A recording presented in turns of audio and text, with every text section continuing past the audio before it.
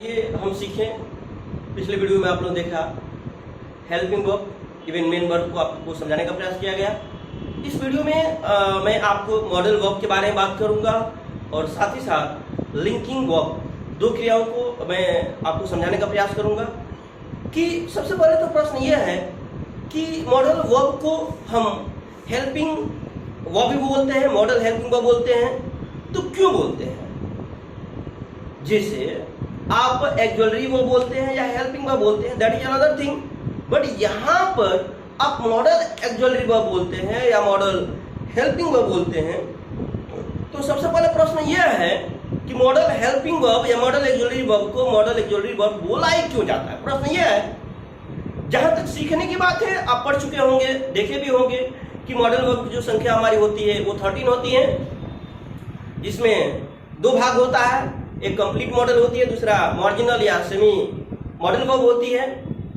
तो प्रश्न यह है सबसे पहले आप लोग के सामने कि हम इसे मॉडल क्यों कहते हैं। तो आइए मैं आपको समझाने का प्रयास करूं कि मॉडल को मॉडल वर्ब क्यों बोला जाता है, मॉडल एक्जुअलरी वर्ब क्यों बोला जाता है।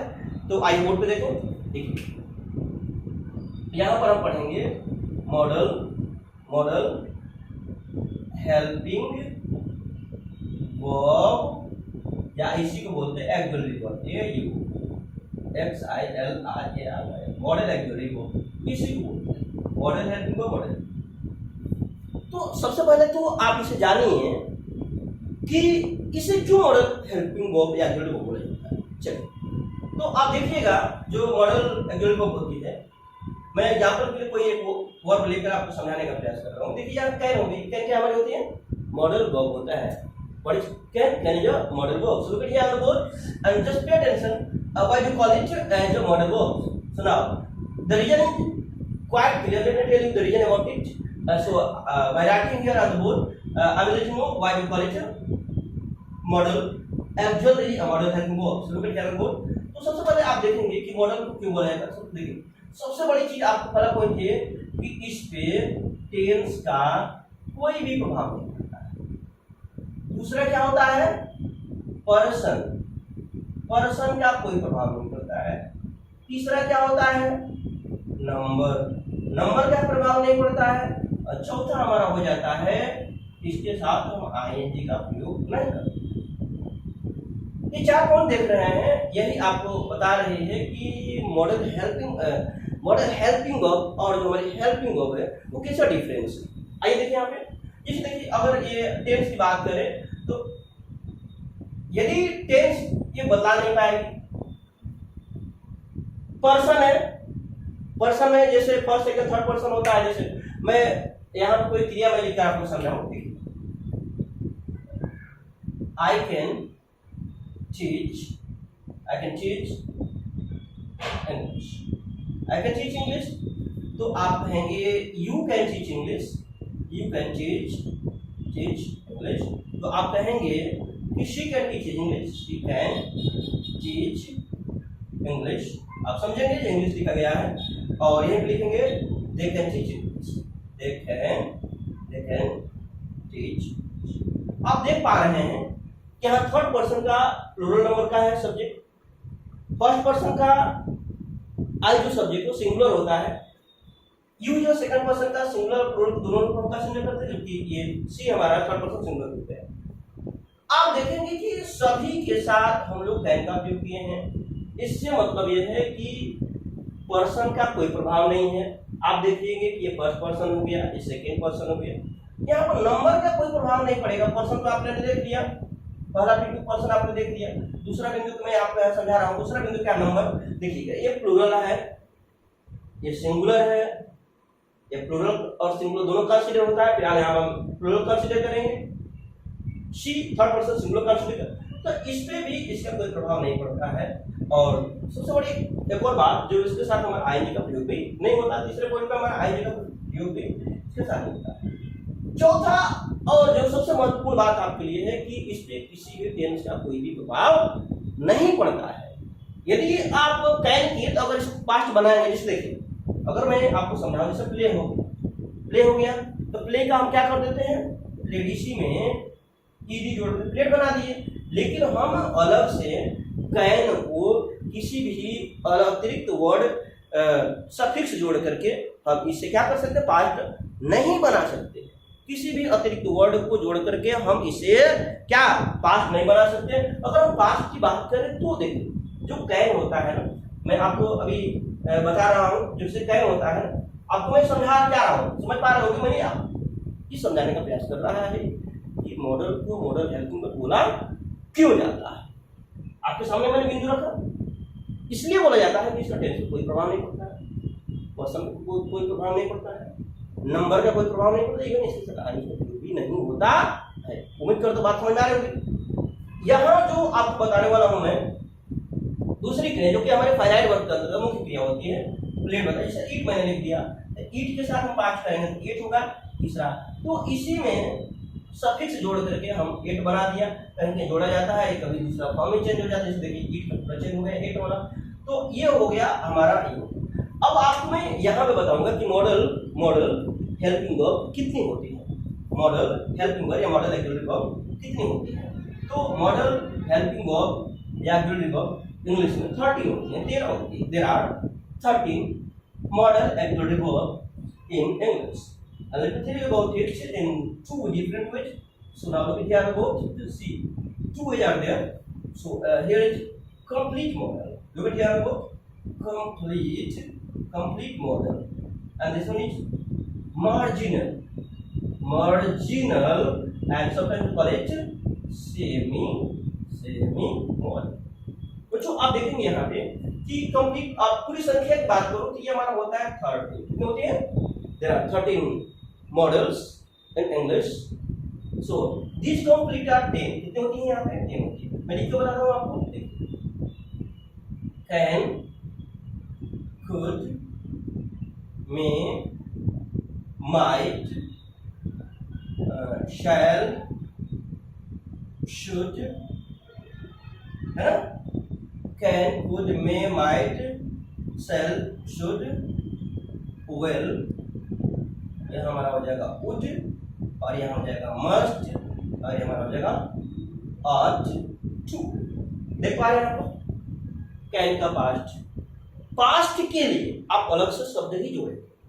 इस क्रिया में किसी तरह का अतिरिक्त हम सफिक्स जोड़कर नहीं बनाएंगे, शब्द अलग ही हमारा हो जाएगा। कैन का कुड हो गया, मे का माइट हो गया, शेल का शुड हो गया। चूंकि एक पास्ट तो हुआ नहीं, शेल को हम इस रूप में करेंगे, लेकिन ये पास्ट ध्यान दीजिएगा, ये पास्ट नहीं आपका। विल का पास्ट हो जाएगा, और ये मस्ट और आज जो अलग अलग क्रियाएं होती है जिसका मैं आपको बताऊंगा। मार्जिनल या सेमी मॉडल के अंतर्गत 3 क्रियाएं होती है, जिसमें हमारी होती है नीड, दूसरा होता है डेयर, और तीसरा होता है हमारी यूज।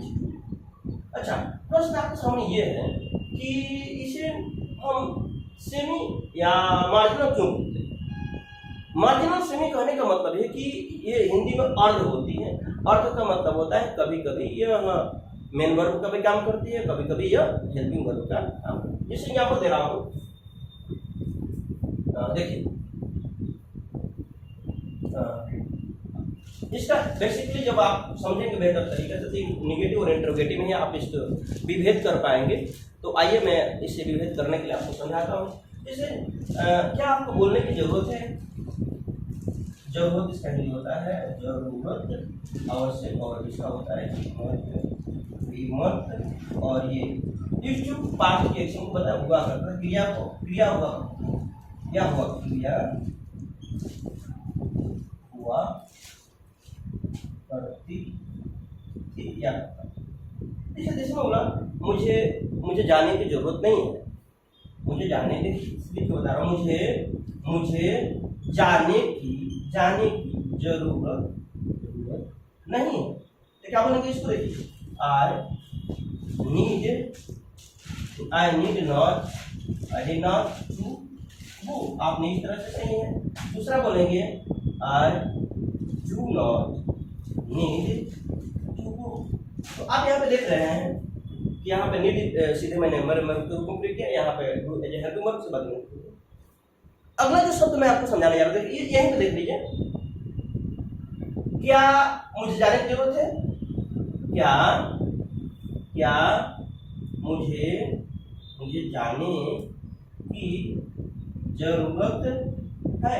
तो देखिए यहाँ बोलेंगे need I to go, need I to go, और यहाँ पे बोलेंगे डू आई नीड टू। तो आप देखेंगे यहाँ नीड में सीधे सीधे शब्दों का प्रयोग किया है और यहाँ पे डू आई नीड टू वो यहाँ शब्दों का प्रयोग किया। तो इसलिए इसको हम किस रूप में अवगत रखते हैं, किस रूप में रखते हैं हम इसमें मार्जिनल और सेमी मार्जिनल के रूप में रखा जाता है। तो फिलहाल आपने समझने का प्रयास किया कि क्यों इसे बोलते हैं, मॉडल क्यों बोलते हैं। मॉडल एक्सिलरी वर्ब होता है और प्राइमरी जो हेल्पिंग वर्ब होती है। पिछले वीडियो में आपको मैंने दिया है कि प्राइमरी हेल्पिंग वर्ब क्या होती है और इस वीडियो में मैंने आपको देने का प्रयास किया है। अच्छा, लिंकिंग वर्ब क्या होता है, यहाँ पे देख लीजिए थोड़ा सा लिंकिंग वर्ब के बारे में। लिंकिंग वर्ब का मतलब होता है हिंदी में संयोजक। क्या होती है? संयोजक। अच्छा, संयोजक क्रिया क्या होती है? देखिए आपको अभी पिछले वीडियो निश्चित रूप से आपको बारीकी से देखने का प्रयास करेंगे जिसमें मैं हेल्पिंग वर्ब बताने का प्रयास किया है। इस वीडियो में देखिए क्या होता है लिंकिंग वर्ब, इसको बोलते हैं कॉपुलर, इसको कॉपुलर वर्ब के नाम से हम जानते हैं। अब देखिए यहाँ पे इंट्रांजिटिव, दूसरा होता है नॉन एक्शन। इसके बाद जो शब्द हमारा आता है वो लिंकिंग का काम ही करता है। राज एक दुकानदार है, राज एक दुकानदार है। क्या बोलेंगे? राज इज अ शॉप। तो देखिए ये जो हमारी होता है ना, अच्छा जैसे मैं पिछले वीडियो में समझाऊं, फिर देख लीजिए कि क्या होता है जब हमारा ऑब्जेक्ट होता है। ऑब्जेक्ट जब पता करेंगे, एक्शन वर्ब होगी, एक्शन वर्ब में हमारा क्या मिलेगा? ऑब्जेक्ट मिलेगा। नॉन एक्शन वर्ब में हमारा जो वर्ड होगा वो कॉम्प्लीमेंट होगा। और कॉम्प्लीमेंट जो वर्ड होता है हमारा नाउन होता है, एडजेक्टिव होता है, एडवर्ब होता है। तो यहाँ पर देखेंगे राज ये सब राज क्या है? राजभर में ये एक्शन वर्ब। तो यहाँ पर जो वर्ड हमारी हो रही है क्या कर रहा है? दोनों को जोड़ने का। तो इंट्रांजिटिव और नॉन एक्शन वर्ब का जो भी नेक्स्ट वर्ड आएगा तो वो हमारा किस रूप में होगा? ये वर्ब हमारी कोई भी वर्ब होगी किस रूप में हमारी होगी? लिंकिंग वर्ब के रूप में होगी, जो मॉडल और हेल्पिंग वर्ब और मेन वर्ब मैंने आपको समझाने का प्रयास किया। उम्मीद करता हूँ आप सभी लोगों को बेहतर तरीके से सारी चीजें आपको समझ में आ रही होगी।